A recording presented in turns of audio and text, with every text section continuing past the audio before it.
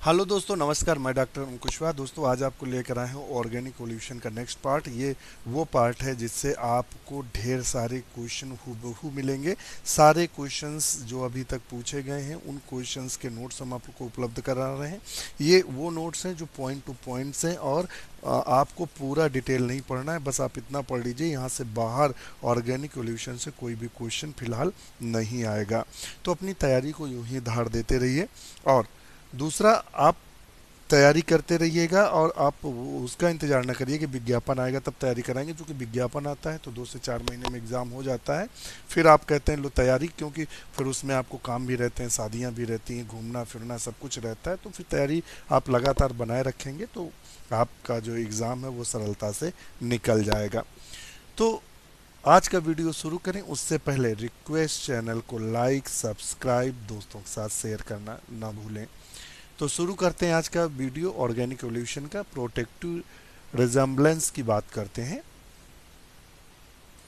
तो यहाँ देखते हैं कौन कौन से प्रश्न इससे बनते हैं, उन्हीं प्रश्नों की चर्चा करेंगे। A close resemblance with the environment for defence and offence is found in many insect. विभिन्न प्रकार के जो कीट हैं उनमें क्या करते हैं कि अपने बचाव और रक्षा के लिए क्या होता है, विभिन्न प्रकार के एनवायरमेंटल एक्टिविटी उपस्थित रहती हैं। Some organism resemble other organism and thus escape from enemies. This phenomena is known as the mimicry. Mimicry क्या होती है, आपको ये भी तो मिमिक्री में देखा होगा। कुछ जीव ऐसे होते हैं, कीट ऐसे होते हैं कि जो बिल्कुल पत्तियों के समान होते हैं और पत्तियों पर बैठे रहते हैं। आपको पता ही नहीं चलता कि कोई कीट पत्तियों पर बैठा हुआ है। ये आप अक्सर देखते होंगे कि पता ही नहीं चलता कि कीट पत्तियों पर बैठा हुआ है। तो ये उनका आकार संरचना ले लेते हैं, अपने पंखों को फैलाकर बिल्कुल उसी पत्ती की तरह नजर आते हैं, जिससे शत्रु क्या होता है, दिग्भ्रमित हो जाता है। दूसरा, आपने देखा होगा कई सारे ऐसे कीट होते हैं कि अगर आप उनको उंगली से छू लो तो वो वैसे जैसे हैं वैसे ही सिकुड़ कर बैठ जाएंगे, वो कोई मूवमेंट नहीं करते हैं। ऐसा प्रतीत होगा जैसे ये मर गया, और जैसे ही आप वहां से हटते हैं वो चलना शुरू कर देता है। तो ये भी एक मिमिक्री का उदाहरण है। Phyllium is the leaf insect, देखिए दे रहा है Phyllium is the leaf insect. Phyllium the leaf insect because to the resemblance leaves it is example of mimicry protective colourations. Peppered moth Biston betularia. Biston betularia के बारे में हम आपको जानकारी दे दें कि बिस्टन बेटुलेरिया जो मैनचेस्टर है, ब्रिटेन का जो मैनचेस्टर शहर है में 1845 तक बिस्टन बेटुलेरिया जाति के सभी जो मॉथ थे वो हल्के रंग के थे। परंतु वहाँ अंधाधुंध इंडस्ट्रियलाइजेशन के कारण, फैक्ट्रियां लगने के कारण वहाँ इतना ज़्यादा प्रदूषण हो गया, इतना ज़्यादा वातावरण में कार्बन हो गया कि जो मौत थे उनमें अजीब परिवर्तन आया वातावरण के प्रति, और वो सारे कैसे हो गए, काले हो गए। जो लाइट कलर के थे उनको आसानी से शत्रु पहचान लेता था और उनको शिकार कर लेता था। परंतु वो मौत जो काले हो गए या इन्वायरमेंट के अनुकूल हो गए, उनको जो शत्रु था वो पहचान नहीं पाता था, इसलिए इनकी जनसंख्या बढ़ी। परंतु आजकल कोयले के स्थान पर, तो अभी क्या हुआ है, वहाँ इंडस्ट्रीज में इलेक्ट्रिक का ज़्यादा प्रयोग होने के कारण कार्बन कम होने लगा। तो अब पुनः जो ब्लैक इंसेक्ट थे वो धीरे धीरे अब वहाँ वाइट यानी जो लाइट कलर्ड इंसेक्ट थे, मॉथ थे, उनकी संख्या बढ़ने लगी है। एक तो यहाँ से भी क्वेश्चन बनता है और आप इसको ध्यान में रखिएगा। एक क्वेश्चन और बनता है, वो भी ध्यान लीजिए। एक और अक्सर क्वेश्चन पूछा जाता है मच्छरों पर, मच्छरों के कीटनाशी यानी डीडीटी के छिड़काव पर एक क्वेश्चन आता है। तो हम आपको बता दें कि जब पहली बार डीडीटी का छिड़काव किया गया था तो मच्छर काफ़ी संख्या में मर गए, और वही कुछ ही मच्छर जीवित रहे जो डीडीटी के प्रति प्रतिरोधी थे। फिर वो धीरे धीरे जो प्रतिरोधी थे वही बचे और जो नहीं प्रतिरोधी मर गए। अब क्या है, डीडीटी का खास प्रभाव मच्छरों पर नहीं पड़ रहा है। तो यहाँ से भी एक क्वेश्चन बना हुआ है, इसलिए हमने आपको बताया। और एक क्वेश्चन यहाँ भी बन सकता है ग्लूकोज 6 फास्फेट डिहाइड्रोजिनेस से। ध्यान रखिएगा, ग्लूकोज यहाँ नहीं दिया है मगर क्वेश्चन बना है तो हम आपको बता रहे हैं ग्लूकोज 6 फास्फेट डिहाइड्रोजिनेस की कमी से। ग्लूकोज 6 फास्फेट डिहाइड्रोजिनेज नामक एंजाइम की अनुपस्थित एक जन्मजात उपापचय विकर है। कुछ मनुष्यों में मलेरिया को रोकने के लिए प्राइमा क्यून जैसी कोई दवाई देने पर हीमोलाइसिस हो जाता है। इसका कारण यह है कि उपापचय में बना H2O2 में हाइड्रोजन पेरोक्साइड जो G6PD का मतलब समझ ना, ग्लूकोज 6 फास्फेट डिहाइड्रोजिनेज की कमी के कारण विघटित नहीं होता है। यह H2O2 रुधिर को हीमोलाइज या रुधिरलयित कर देता है। निग्रो और निग्रो पूर्वजों से उत्पन्न मानव जातियों में यह रोग 50% व्यक्तियों में पाया जाता है। इसमें हीमोग्लोबिन विकृत होकर कोशिका कला पर जम जाता है। इस रोग से पीड़ित व्यक्तियों में भी मलेरिया परजीवी जीवित नहीं रह पाता है। इसी कारण मलेरिया से प्रभावित क्षेत्रों में ग्लूकोज 6 फास्फेट डिहाइड्रोजिनेज की कमी वाले व्यक्तियों का प्राकृतिक चयन होता है। तो ये कभी कभी इस तरह क्वेश्चन बन जाते हैं, क्योंकि यहाँ जो सबसे ज़्यादा क्वेश्चन बनते हैं उन्हीं को हम फोकस कर रहे हैं। The change of the lighter coloured variety, अभी हमने बताया था जो लाइट कलर की वैरायटी थी, the peppered moth Biston betularia to its darker variety Carbonaria में is due to the mutation of single Mendelian gene for the survival in smoke laden industrial environment. Phenomena of the industrial melanism demonstrates natural selection. तो ये question कई बार पूछा गया है कि industrial जो melanism है वो किसका उदाहरण है, तो नेचुरल सिलेक्शन का है। ये 10वीं बार क्वेश्चन आया। Biston betularia show the industrial melanism and it is the example of evolution taking place before the eyes. तो यहाँ से भी एक क्वेश्चन बना हुआ है। अब हमारा जो नेक्स्ट क्वेश्चन आता है तो हम बात करते हैं डेफिनेशन ऑफ इवोल्यूशन की। Evolution is the defined as the history development of race with the variation, descent with the modification is the central theme of evolution। तो आपसे पूछ सकता है evolution की central theme क्या है। केंद्रीय जो थीम है वो है descent with modification।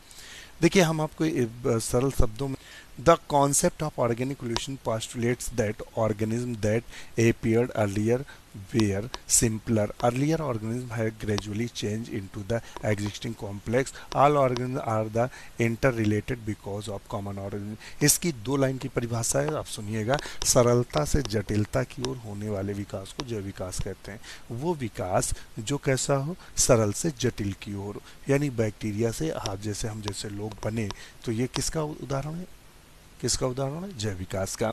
और एवोल्यूशन हरदम प्रोग्रेसिव होता है। ये क्वेश्चन पूछा कि एवोल्यूशन जनरली प्रोग्रेसिव, तो ये क्वेश्चन खूब आता है कि एवोल्यूशन कैसा होता है, तो प्रोग्रेसिव होता है।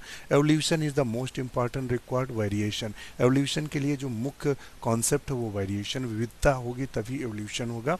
The ultimate source of organic variation mutation, जो वेरिएशन का मुख्य केंद्र है वो म्यूटेशन की वजह से होता है। The evolution of any species can be considered as a sum total the species adaptive change preserved by natural selection. One of the most important factor of the development of the new species geographical isolation। तो आपसे पूछ सकता है main factor क्या है नए जीवों की उत्पत्ति के लिए, नई स्पीसीज के लिए, तो जियोग्राफिकल आइसोलेशन। ये कैसे 10वीं बार क्वेश्चन पूछेंगे। तो इसमें हमने गोले लगा रखे हैं, वो बहुत ही महत्वपूर्ण है, तो इसलिए उनमें हमने गोले लगा दिए हैं। अब हमारे पास आता है थ्योरीज ऑफ एवोल्यूशन। लैमार्किज्म की बात करते हैं लैमार्क के बाद में। तो जीन बैप्टिस्ट डी लैमार्क 1944 से 1829, ये फ्रांस के प्रसिद्ध वैज्ञानिक थे। 1809 में इन्होंने अपनी पुस्तक फिलॉसफी जूलॉजी पब्लिश की थी, ध्यान रखिएगा। और इसी वर्ष उसका डार्विन का जन्म हुआ था। तो देखिए वो लिखा हुआ है, ये क्या था, ग्रेटेस्ट थे, फ्रेंच नेचुरलिस्ट थे। First time suggest A complete evolution, Lamarck theory was publish 1809। तो ये भी ध्यान रखिएगा, इन्होंने कब पब्लिश किया था, तो 1809 में। और इसी समय डार्विन का जन्म हुआ था। इनकी ये बुक है जो कई बार पूछी जाती, फिलॉसफी जूलॉजिक, ध्यान रखिएगा। और Lamarck's theory was most severely criticised by the Cuvier who greeted it by the calling it novelly fully नाम दिया था, ध्यान रखिएगा। अब बात आती है लैमार्क की। इन्होंने बेसिक कॉन्सेप्ट समझ लेते हैं। इन्होंने उपार्जित लक्षणों की वंशागत का सिद्धांत दिया था, theory of inheritance acquired characters का सिद्धांत दिया था। इनके अनुसार जीवों में रहन सहन स्वभाव विकास पर वातावरण का प्रभाव पड़ता है।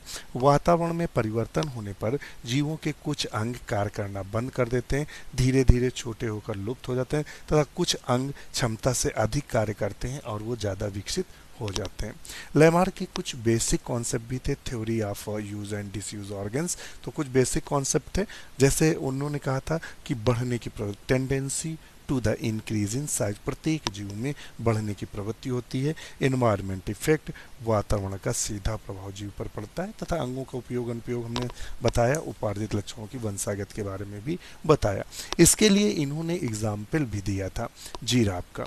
जिराफ में इन्होंने क्या कहा था, ध्यान रखिएगा, इन्होंने जिराफ के लिए कहा था कि जिराफ पहले छोटी टांग वाले होते थे और छोटी गर्दन वाले, परंतु अफ्रीका में ड्राई मौसम के कारण जो घास थी वो ख़त्म हो गई, तो इनको पौधों से पत्तियां खानी पड़ी। धीरे धीरे निचले पौधों की पत्तियां ख़त्म होने लगी, तो ये अगले पैरों के बल खड़े होकर खाने लगे, तो धीरे धीरे गर्दन और टांगें बढ़ने लगी। ये भी ध्यान रखिएगा। इन्होंने एग्जाम्पल जिराफ का दिया था, सर्पों में टांगों को विलुप्त होने का भी दिया था कि इनको मतलब चलने में और अंदर बिल के जाने में दिक्कत हो रही, धीरे धीरे ये टांगें खत्म हो गई। आधुनिक घोड़ों के पात के बारे में भी बताया था और जलीय पक्षियों का एग्जाम्पल भी दिया था। अब आता है लेमार्क की कहीं कहीं आलोचना भी हमें देखने को मिलती है, ध्यान रखिएगा। तो उसके बाद नियो लेमार्किज्म आई, उसके अनुसार कई सारे वैज्ञानिकों ने प्रयोग किए, और उन वैज्ञानिकों में से जो मुख्य ये सारे दिए हुए हैं जो हमने आपको भी बताए थे। सुमनर ने प्रयोग किया था व्हाइट माइस पे। सुमनर ने क्या किया था कि चूहों पर प्रयोग किया 1910 में। दिखाया कि गर्म वातावरण में पाले गए चूहों का शरीर, पिछली टांगे, कान और पूंछ अधिक लंबे थे, ये लक्षण उनके संतानों में भी पहुंचता है। तो इन्होंने एक प्रकार से इनका समर्थन किया था। और कैमरर ने भी सेलामेंडर पे प्रयोग किया था। ये जो कैमरर थे इन्होंने सेलामेंडर पे प्रयोग किया था कैमरर ने, और इन्होंने बताया था कि काले धब्बे पड़ जाते हैं जो छाया में बंद जगह पर रखते हैं। बाद में किंग्सले नोबेल नाम के वैज्ञानिक इनके प्रयोग, अमेरिका के प्रसिद्ध वैज्ञानिक थे, इनके प्रयोगशाला में गए और प्रयोगशाला में इन्होंने देखा, फिर उन्होंने संदेह हुआ कि उनकी जो सेलामेंडर है उनकी त्वचा पर इंजेक्शन पीले रंग का लगाया गया है। इससे कैमरर इतने आघात हुआ इनको कि इन्होंने आत्महत्या कर ली थी। तो ये कैमरर का प्रयोग था। कैमरर ने इनका सपोर्ट करने की कोशिश की थी।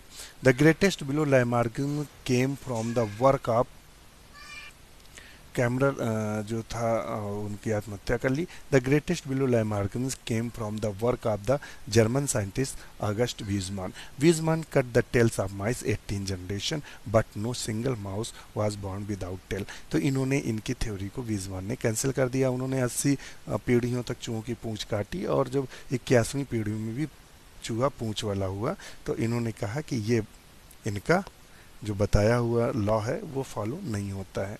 ध्यान रखिएगा। बीजमान ने थ्योरी ऑफ कंटिन्यूटी जर्मप्लाज्म दिया। ये खूब क्वेश्चन पूछते हैं, थ्योरी ऑफ कंटिन्यूटी जर्मप्लाज्म किसने दिया? तो बीजमान ने दिया था।